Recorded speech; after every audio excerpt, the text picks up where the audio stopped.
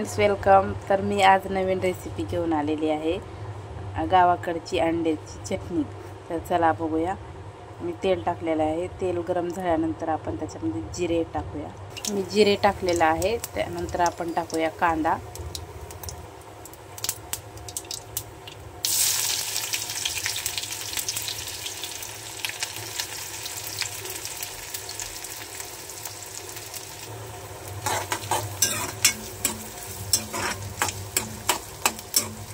कांदा लाल होईपर्यंत त्याला करून घेऊया. आपण फ्राय करून घेऊया लाल होईपर्यंत.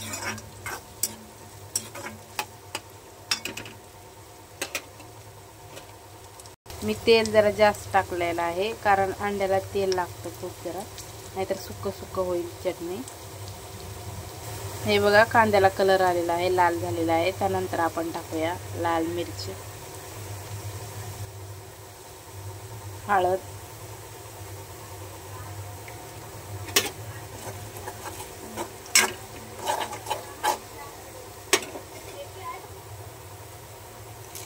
मीठ,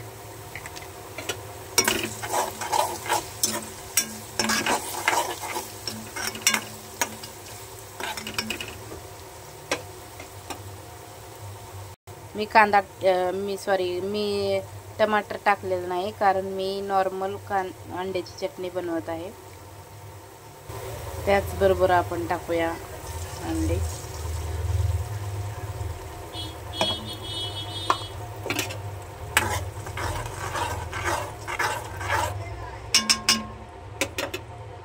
तर माझी अंड्याची चटणी बनवून तयार झालेली आहे.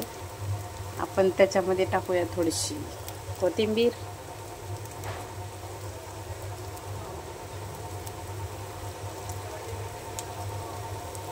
माझी रेसिपी नक्की करून पहा आणि कशी वाटली ते नक्की कमेंट करून सांगा आणि लाईक आणि सबस्क्राईब जरूर करा. थँक्यू.